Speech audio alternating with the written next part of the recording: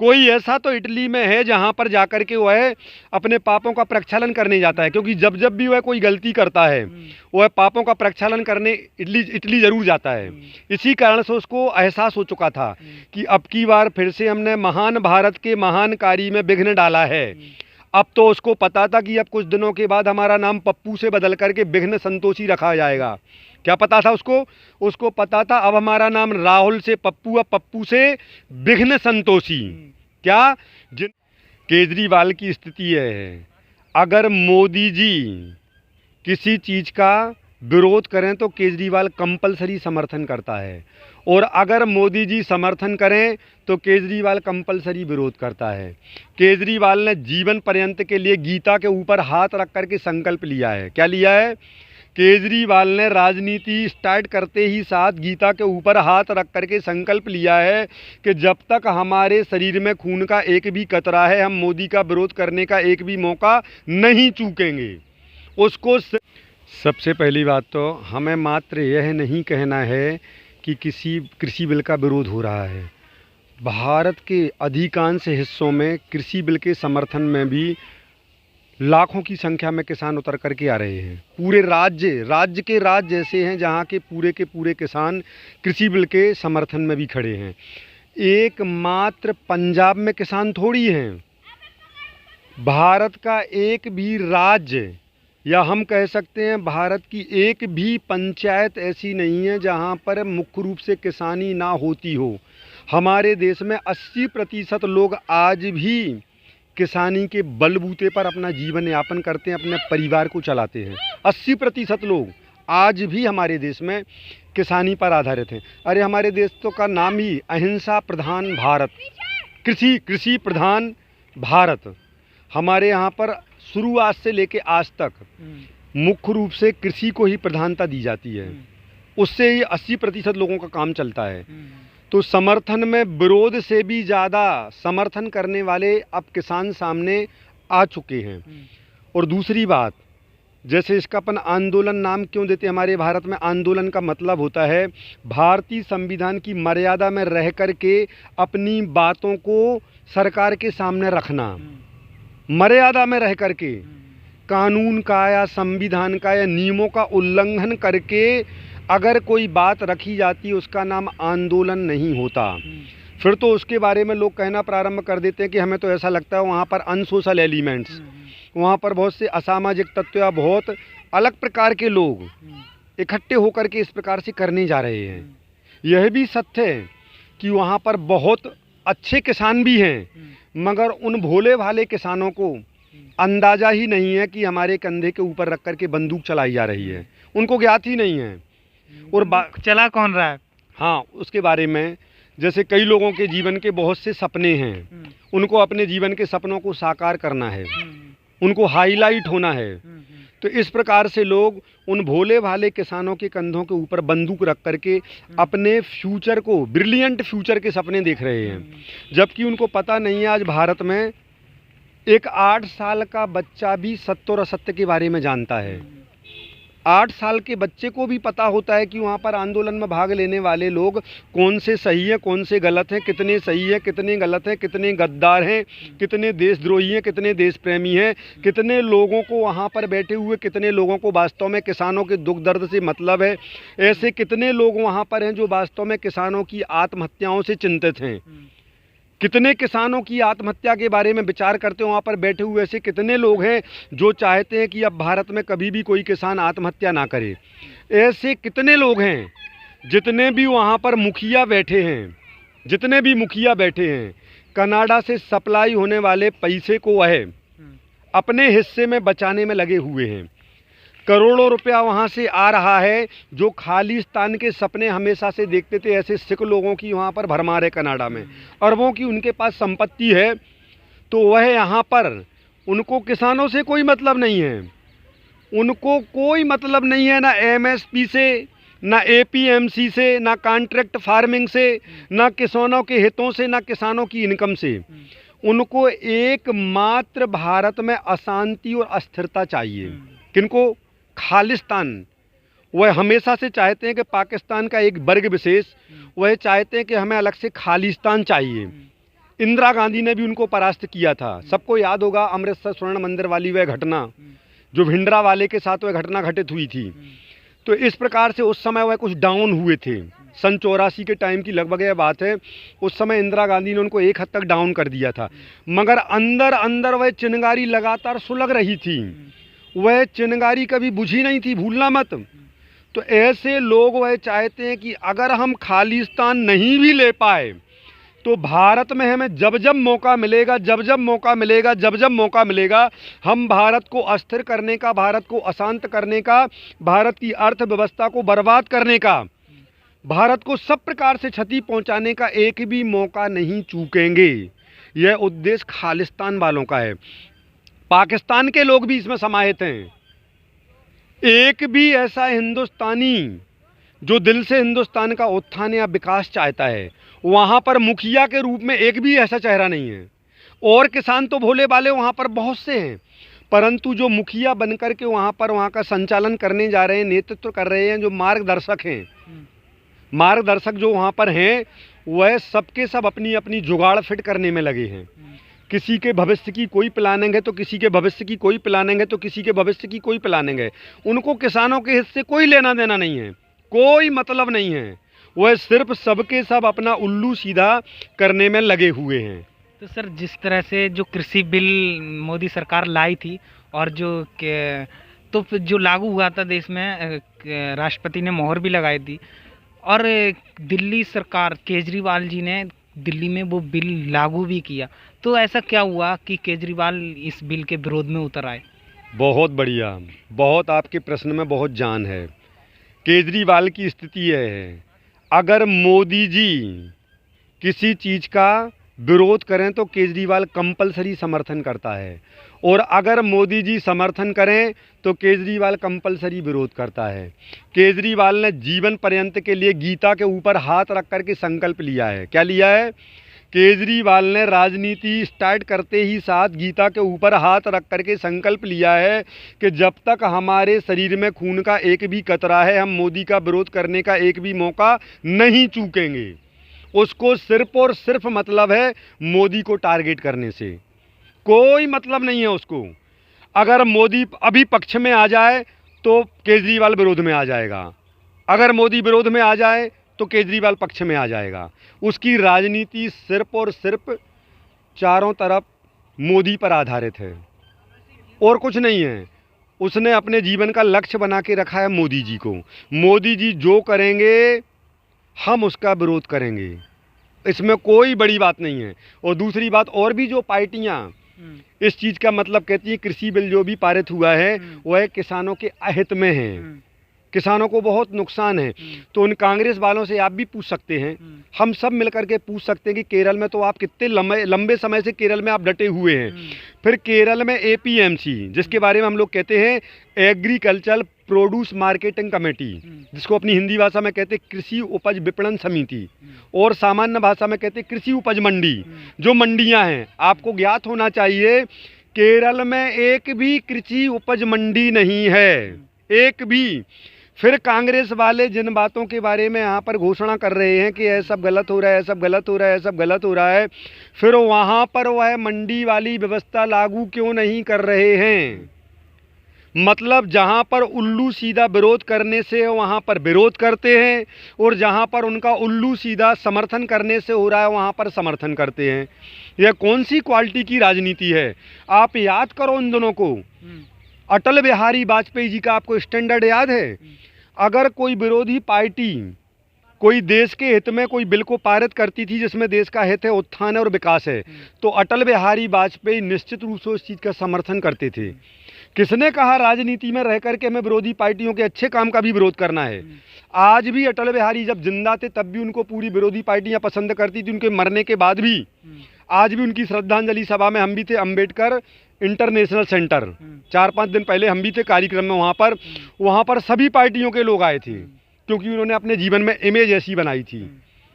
राजनीति में रहने का मतलब यह थोड़ी होता है कि जितने विपक्षी उनको रात दिन गाली देना है।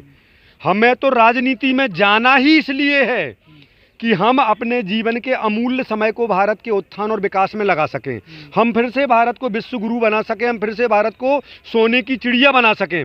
जो भी व्यक्ति भारत की राजनीति में इस उद्देश्य से आता है वह कभी भी किसी विरोधी पार्टी के नेता का भी अच्छे कार्यों में सराहना तो करता है, कभी विरोध नहीं करता। उसको पता है फलाने व्यक्ति ने जो निर्णय किया है वह देश हित में है। वह कभी भी गुणा भाग नहीं लगाता वोटों का, वह कभी भी इसके बारे में विचार नहीं करता कि अगर हम समर्थन करेंगे तो हमारी पार्टी का क्या होगा। सबसे पहले वह सच्चा नेता विचार करता है कि इस नियम के पारित होने से हमारे देश का अच्छा होगा या बुरा होगा। उसको पता है कि कथनचित यह निर्णय पारित होने से हमारी पार्टी के वोट भी कम हो सकते हैं, मगर उस तरफ उसका ध्यान नहीं होता। वह कहता है यह नियम पारित होने से हमारे देश के वोट बढ़ेंगे, हमारे देश का उत्थान और विकास बढ़ेगा। तो वह विरोधी पार्टी के निर्णयों का भी स्वागत करता है, अभिनंदन करता है, अभिवादन करता है और झुक करके प्रणाम करता है। ऐसी अटल जी की राजनीति। तो यह एक सिरे से एकदम गलत है कि मोदी जी ने जो निर्णय किया। अरे मोदी जी बहुत ऊंची हस्ती है जो भारत के किसी भी नागरिक का बुरा नहीं चाहता। वह ऐसे अन्नदाता किसान, इनका कभी बुरा चाहेगा क्या? पर विपक्ष तो कह रहा है कि ये जो काला कानून है इससे आने वाले समय में किसानों की जमीनें हड़प ली जाएंगी। यह सब उनको भ्रमित करने वाली बात है। क्या कहा गया जो कॉन्ट्रैक्ट फार्मिंग के बारे में कि पहले से ही वह प्राइवेट सेक्टर में जो काम करने वाले लोग हैं तो वह कह देते कि जो भी आपकी फसल आएगी वो सब की सब हम खरीदेंगे, ऐसा होता है। तो अभी कुछ दिन पहले जब मोदी जी का भी कार्यक्रम टीवी पर आया था तो उन्होंने भी किसानों से पूछा था कि भैया आज के पहले एक भी ऐसी घटना बता दो जब तुमने अपनी फसल बेची हो तो फसल के साथ वे लोग तुम्हारी ज़मीन भी ले गए हों। एक भी पूरे भारत में ऐसा किसान ला करके सामने खड़ा कर दो जो आपसे कह दे कि हमारी फसल के साथ वह अंबानी या अडानी या डालमिया या टाटा या बिड़ला या जो भी हैं, कोई भी हमारी फसल के साथ हमारी ज़मीन भी ले गया। एक भी दृष्टांत, एक भी उदाहरण आप अखिल विश्व में, भारत में आप प्रस्तुत नहीं कर सकते। ऐसा आज तक कभी भी नहीं हुआ। या उनके दिमाग में भूत घुसेड़ना, उनके दिमाग में कचरा भरना, उनको इतना ज़्यादा भयभीत करना, इतना ज़्यादा डरा देना कि वह 24 घंटे मोदी को गालियाँ देना प्रारंभ कर दें। और साथ में हम आपको एक बात और बता देते हैं, फिर से एक बात बताते हैं, हम किसी भी पार्टी के नहीं हैं। आगे हमारा अब तो 51 के हम हो चुके हैं, आगे भी हमारा किसी पार्टी को ज्वाइन करने का कोई इरादा नहीं है, कोई इरादा नहीं है। करते ज्वाइन तो 20 साल की उम्र में करते, कभी नहीं करना है। उसके बावजूद भी हम आपको बता सकते हैं कि ऐसे नेता कभी करोड़ों में कोई एक आध पैदा हो जाता है। जब देश का सौभाग्य होता है, जब कभी ऐसा कोई माइका लाल मोदी योगी जैसा नेता पैदा भारत में हो जाता है। हम तो चाहते हैं कि भारत के सभी लोग वह किसी भी पार्टी के हों, भले वोट तुम किसी भी पार्टी को जाके दे तो तुम्हारी इच्छा है, तुम जिससे भी जुड़े हो वहाँ पर चले जाओ, परंतु मोदी जैसे व्यक्ति के हर काम में सराहना करो, उनका उत्साह वर्धन करो, उनकी भुजाओं को बल प्रदान करो, उनको साहस प्रदान करो। जितना ज़्यादा तुम उनके अच्छे कार्यों की सराहना करोगे, धड़ाधड़ धड़ाधड़ धड़ाधड़ धड़ाधड़ धड़ाधड़ धड़ाधड़ वह भारत में अच्छे काम करता हुआ चला जाएगा। दुनिया की कोई ताकत 370 जैसी खतरनाक धारा को हटाना तो ठीक है, उसको टच करने की भी हिम्मत नहीं कर सकती थी कोई भी ताकत। विश्व की राजनीति में सबसे टफ यदि कोई काम था वह 370 धारा को हटाना। विश्व की राजनीति में सबसे टफ कोई काम था वह ट्रिपल तलाक जैसे को हटाना। नोटबंदी करना भी बहुत कठिन था, बहुत खतरनाक काम था। अगर दूसरी पार्टी का कोई नेता नोटबंदी करता, हम डंके की चोट पर कह सकते उस पार्टी की लोकसभा चुनाव में एक भी सीट नहीं आती, इतनी क्षति पहुंचती। भले गंभीर परिणाम हुए नोटबंदी के, हर जगह नहीं देखा जाता प्रॉफिट कितनी हुई, लॉस कितना हुआ। सामने वाले का मन पवित्र था, आतंकवादियों को झटका देना था, लोगों को झटका देना था, उसके परिणाम आगे समझ में आते हैं। तो इस प्रकार से यह विषय कोई भी टच नहीं कर सकता था, उसके मन की पवित्रता इससे ही पता लग जाती है। अच्छा एक बात और आप समझो, हमें पता है मुसलमानों का बहुत बड़ा हितैषी है मोदी, जे हम जानते हैं। वह भ्रमित लोग हैं जो आपस में लड़वाने के लिए ऐसा कहते हैं। ट्रिपल तलाक के बारे में कभी कांग्रेस ने चर्चा की? कांग्रेस ने हमेशा मुसलमानों का शोषण किया, कांग्रेस ने हमेशा मुसलमानों का शोषण किया। कितना विकास किया मुसलमानों का? साक्षरता का स्तर देख लो उनके यहाँ पर, संपन्न लोगों की संख्या देख लो उनके वहाँ पर, क्या है उनके पास? गिने चुने मुस्लिम हैं जो करोड़पति होंगे, उनके बच्चों की दशा देख लो। है किसने कर दीजिए, किसने करी? मोदी तो आपका है। उनका सिर्फ और सिर्फ सभी राजनीतिक पार्टियों ने शोषण किया है, मुसलमानों को टारगेट बनाया है, उनके वोट बैंक को ग्रहण किया है, बदले में उनको कुछ भी नहीं दिया है। कोई भी ट्रिपल तलाक दूर करने की हिम्मत भी नहीं कर सकता था, कोई भी। जैसे वहाँ पर एक बार बात आई तो उन लोगों ने कहा होगा, कोई पूरा उनका कर्तव्य था मुसलमान भाइयों का, वो तो कहते कि आप भी टोपी लगा लो क्योंकि मस्जिद में जाना है, या कुरान रखिए, कुछ भी। तो मोदी की हिम्मत देखो, जबकि हमें पता है मुसलमान भी मोदी के हृदय में निवास करते हैं, निश्चित रूप से। जितना प्रेम है भारत में रहने वाले जैन से, सिख से, ईसाई से, हिंदू से करता, उतना ही प्रेम मुसलमान से भी करता है, निश्चित रूप से करता है।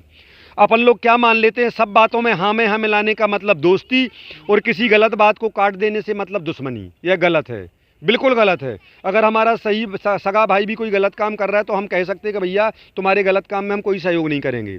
मोदी के हृदय में मुसलमान भी निवास करते हैं। अगर उसके हृदय में दाहिनी तरफ हिंदू है तो बाईं तरफ मुस्लिम भी हैं। उसने उस समय क्या कह दिया था कि भैया बुरा मत मानना, हम टोपी नहीं पहन पाएंगे। अब कोई व्यक्ति कह सकता है, कोई व्यक्ति कह सकता है कि मोदी बहुत बुरा है, उसने उन लोगों का दिल तोड़ दिया, मगर जितने भी ब्रिलियंट और इंटेलिजेंट मुस्लिम हैं वह कहेंगे मर्द का बच्चा इसको कहते हैं। अगर इसको हमारी वोटों की चिंता होती, इसको मस्का मलाई और चमचागिरी करना होती, हमें पटाना होता, तो वह तुरंत टोपी पहनता और टोपी पहन के बाहर निकल के हमारी निंदा करता। उसकी और अच्छी इमेज बनी उनकी नज़रों में। लोकसभा चुनाव में बहुत वोट मिले मुसलमानों के, बहुत वोट मिले। बिना मुसलमानों के वोट से जीत हो ही नहीं सकती थी, 303 सीटें कभी नहीं आ सकती थी, ये मोदी भी जानता है, निश्चित रूप से जानता है। आपका कहना है कि जो किसान बिल है वो किसान हित में है, विपक्ष राजनीति कर रहे हैं? हाँ बिल्कुल, 100%। जो विपक्ष राजनीति कर रहे हैं उनको भी पता है, जब वह रात में बैठ के चाय कॉफ़ी पीते हैं तो वह भी अपने आप आपस में कहते हैं कि अपन देखो यार कैसे पापी आदमी हैं। बोले अपन कौन से कंस क्वालिटी के, दुर्योधन क्वालिटी के अपन आदमी हैं अपन। अरे यार कुछ अपन भी जीवन में अच्छा कर लो। अब की बार फिर से अपन ने अच्छे कामों का विरोध करना शुरू कर दिया। एक वीडियो वायरल हो रहा है राहुल गांधी जी का, जो उन्होंने 2 साल पहले लोकसभा में बयान दिया था। कहा था कि जो किसान जो अपना फसल बेचता है उसमें बीच में बिचौलिया खा जाते हैं। तो वीडियो जेपी नड्डा जी ने, जो भाजपा के राष्ट्रीय अध्यक्ष हैं, उन्होंने ट्वीट करा है और कहा है कि राहुल गांधी जी ये कैसी राजनीति है। पहले तो आप उसमें आप किसान के हित में हैं और बिचौलियों को बीच में हाथ मारते हैं, जो खा जाते हैं किसान का हक वो छीन कर, तो आप उसको बिचौलियों को ख़त्म करने की बात कर रहे हैं। और आज आप किसान के जो बिल में किसान हित में जो मोदी सरकार बिल लाई है, आप उसका ही विरोध कर रहे हैं। तो ऐसा क्यों? तो आपके प्रश्न के लिए तालियां। वह खुद ही पकड़े जाते हैं। इसी चीज़ का वह कल तक समर्थन करते थे, आज वह विरोध कर रहे हैं। कल के दिन कोई दूसरी राजनीति करने के लिए फिर से समर्थन, फिर से विरोध, फिर से समर्थन, फिर से विरोध, यह चलता रहेगा। जैसे मंडियों के बाद बिल्कुल पक्की बात है, जो नियम बनाया गया, अभी मंडी वालों का एक छत्र राज चलता था, कृषि उपज मंडियां। किसान को मजबूरी में वहां पर ही जाना पड़ता था। अब भारत के किसी भी कोने का किसान भारत के किसी भी कोने में अपना माल बेच सकता है। उसको लगता है कि हमें 50 रुपया ज़्यादा या 100 रुपया ज़्यादा या 200 रुपया ज़्यादा, हरियाणा के किसान को पता है कि मैं महाराष्ट्र में ज़्यादा मिल रहा है, तो वह हरियाणा का किसान महाराष्ट्र में जाकर के अपना अनाज बेच सकता है। अब उन आड़तियों का, दलालों का कोई रोल नहीं रहेगा। इसलिए तो मोदी जी ने नियम बनाया। तो इसके बारे में राहुल ने कहा, वो वीडियो जेपी नड्डा जी ने बहुत अच्छा डाला। इन लोगों का स्तर यही है, उल्लू सीधा करने के लिए सच को गलत, गलत को सच, सच को गलत, गलत को सच करते रहते हैं। निश्चित बात है, तो उनको मालूम है इसी प्रथा को हटाने के लिए तो किया है। और क्या तकलीफ है, प्राइवेट में भी चलने दो, सरकारी मंडियां हैं, उसके अलावा कोई भी व्यक्ति प्राइवेट रूप से करना चाहता है, उन किसानों के उसको अनाज को खरीदना चाहे, तो उसमें तकलीफ क्या है? कंपटीशन बढ़ेगा, उसको बढ़िया रेट मिलेगा। अगर किसान को उतने माल में भी 50,000 है, 1 लाख रुपया ज़्यादा मिला तो कितने आनंद की बात है, होना चाहिए। इन्हीं सब चीज़ों को ख़त्म करने के लिए यह कॉन्ट्रैक्ट फार्मिंग वाला यह नियम लागू किया गया। किसानों के भी हित में, देश के भी हित में, देश में रहने वाले प्रत्येक नागरिक के हित में है, सबके हित में है। एक भी नियम ऐसा नहीं है जिससे देश के विकास में कोई बाधा पड़े। सर, जिस तरह अभी जो किसान आंदोलन को छोड़ के राहुल गांधी इटली चले गए हैं, अब इस पे क्या कहेंगे? नया साल मनाने इटली चले गए, क्या कहेंगे? अब वो इटली, राहुल गांधी इसलिए चले गए हैं, हमें तो पता भी नहीं था कि वो इटली चले गए हैं। वो इटली इसलिए चले गए हैं, जब जब हमने राहुल को देखा है, जब जब भी वो कोई गलती करने के बाद टेंशन में ही बड़ी जल्दी आता है। हैदर भाई, टेंशन में भी राहुल बहुत जल्दी आता है। गलती कर लेने के बाद उसको पश्चाताप भी होता है, तो क्या पता हो वहाँ पर किनके चरणों में, नाना के या नानी के या जिसके चरणों में जाकर के वह अपने पाप का प्रक्षालन करने जाता हो, हमें यह पता नहीं लगा। डाउट तो है, कोई ऐसा तो इटली में है जहाँ पर जाकर के वह अपने पापों का प्रक्षालन करने जाता है, क्योंकि जब जब भी वह कोई गलती करता है वह पापों का प्रक्षालन करने इटली ज़रूर जाता है। इसी कारण से उसको एहसास हो चुका था कि अब की बार फिर से हमने महान भारत के महान कार्य में विघ्न डाला है। अब तो उसको पता था कि अब कुछ दिनों के बाद हमारा नाम पप्पू से बदल करके विघ्न संतोषी रखा जाएगा। क्या पता था उसको? उसको पता था अब हमारा नाम राहुल से पप्पू, अब पप्पू से विघ्न संतोषी। क्या? जिनको अच्छे कार्यों में विघ्न डालने में आनंद आता है उनका नाम रखा जाता है विघ्न संतोषी। तो उसको डरता कहीं ऐसा ना हो हमारा पप्पू नाम छिन करके विघ्न संतोषी कहना शुरू कर दें। तो वहाँ पर पश्चाताप करने नाना नानी या मामा मामी या मौसा मौसी जो भी हो, तो उनके चरणों में जाकर के वह प्रक्षालन अपने पापों का करने गया है। चिंता मत करो, आप बिल्कुल निश्चिंत रहो, वो आ जाएगा, पक्का आएगा, निश्चित रूप से आएगा।